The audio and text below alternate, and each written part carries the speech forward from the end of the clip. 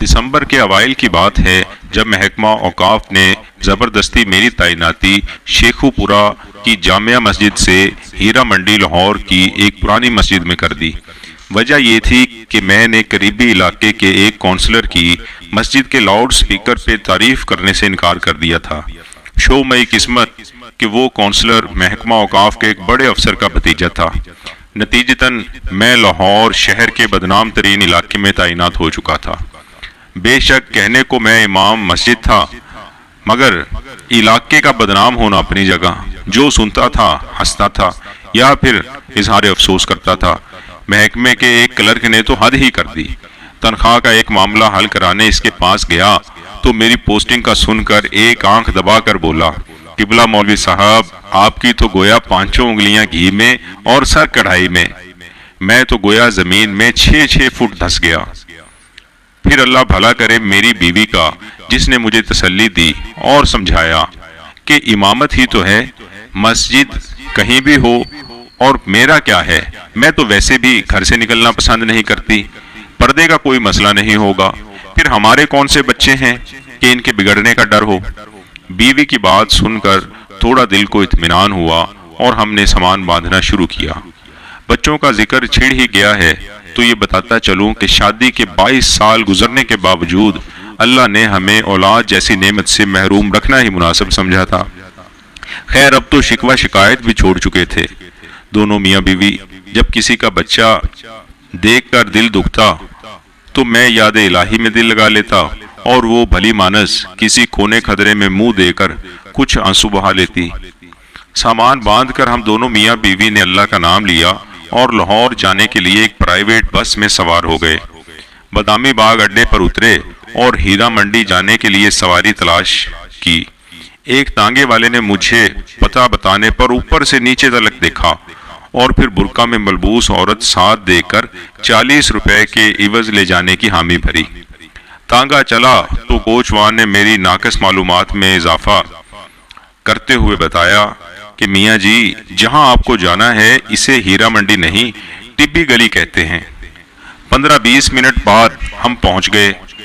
دوپہر کا وقت تھا، شاید بازار کھلنے کا وقت نہیں تھا۔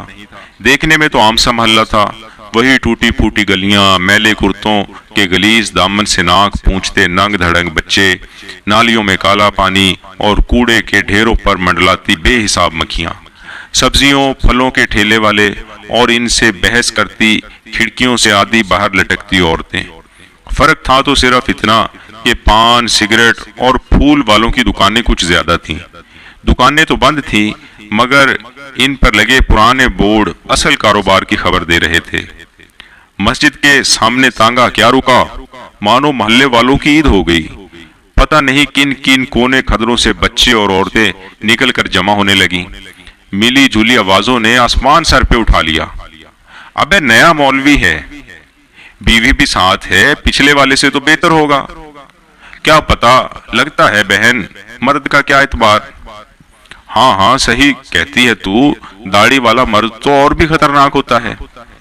عجیب طوفان بدتمیزی تھا۔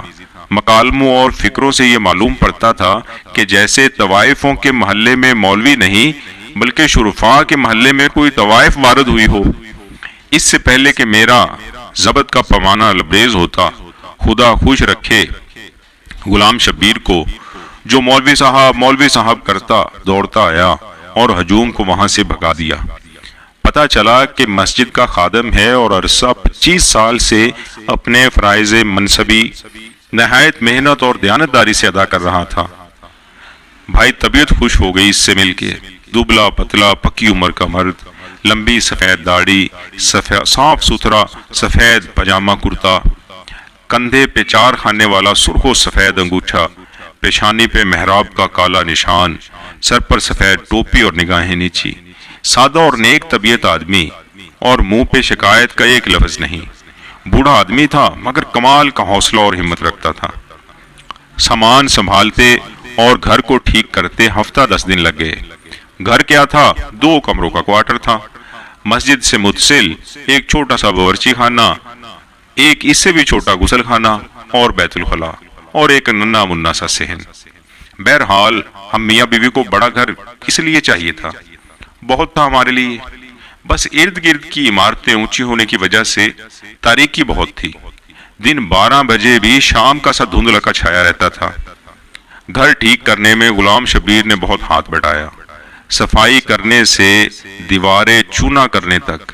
تھوڑا کریدنے پہ پتہ چلا کہ یہاں آنے والے ہر امام مسجد کے ساتھ غلام شبیر گھر کا کام بھی کرتا تھا۔ بس تنخواہ کے نام پہ غریب 2 وقت کا کھانا مانگتا تھا اور رات کو مسجد ہی میں سوتا تھا۔ یوں اس کو رہنے کی جگہ مل جاتی تھی اور مسجد کی حفاظت بھی ہو جاتی تھی۔ ایک بات جب سے میں آیا تھا دماغ میں کھٹک رہی تھی، سو ایک دن غلام شبیر سے پوچھ ہی لیا، میاں یہ بتاؤ کہ پچھلے امام مسجد کے ساتھ کیا ماجرا ہوا؟ وہ تھوڑا ہچکچایا، پھر ایک طرف لے گیا کہ بیگم کے کان میں آواز نہ پڑے۔ میاں جی کیا بتاؤں آپ کو، وہ جوان آدمی تھے، غیر شادی شدہ بھی، محلے میں بھلا حسن کی کیا کمی ہے، بس دل آ گیا ایک لڑکی پہ۔ لڑکی کے دلال بھلا کہاں جانے دیتے تھے، سونے کی چڑیا تھی۔ پہلے تو انہوں نے مولانا صاحب کو سمجھانے بجھانے کی کوشش کی، پھر ڈرایا دھمکایا، لیکن مولانا نہیں مانے۔ ایک رات لڑکی کو بھگا لے جانے کی کوشش کی، بادامی باغ اڈے پر ہی پکڑے گئے۔ ظالموں نے اتنا مارا پیٹا کہ مولانا جان سے گئے۔ غلام شبیر نے نہایت افسوس کے ساتھ ساری کہانی سنائی۔ پولیس وغیرہ قاتل پکڑے گئے کہ نہیں؟ میں نے گھبرا کر پوچھا۔ غلام شبیر ہنسنے لگا، کمال کرتے ہیں آپ بھی میاں جی، پولیس بھلا ان لوگوں کے چکروں میں کہاں پڑتی ہے، بس اپنا بھتہ وصول کی اور کھائے۔ اور ویسے بھی کوتوال صاحب خود اس لڑکی کے عاشقوں میں شامل تھے۔ لا حول ولا قوت الا باللہ، کہاں اس جہنم میں پھنس گئے۔ میں یہ سب سن کر سخت پریشان ہوا۔ آپ کیوں فکر کرتے ہیں میاں جی، بس چپ کر کے نماز پڑھیں اور پڑھائیں، دن کے وقت کچھ بچے آ جایا کریں گے، ان کو قرآن پڑھا دیں، باقی بس اپنے کام سے کام رکھیں تو کوئی تنگ نہیں کرتا۔ بلکہ مسجد کا امام اچھا ہو تو گناہوں کی اس بستی میں لوگ صرف عزت کرتے ہیں۔ غلام شبیر نے میری معلومات میں اضافہ کرتے ہوئے بتایا تو میری جان میں جان آئی۔ اس سٹوری کا بقیہ حصہ ہم آپ کو آئندہ اگلی قسط میں بتائیں گے۔ اس کے لیے ہمارا چینل سبسکرائب کر لیں اور اس واقعے کے متعلق آئندہ قسطوں میں مکمل جاننے کے لیے بیل آئیکن پر کلک کر دیں، تاکہ جیسے ہی ہم اس سٹوری کو اپلوڈ کریں تو وہ آپ تک پہنچ جائے۔ بہت شکریہ، جزاک اللہ۔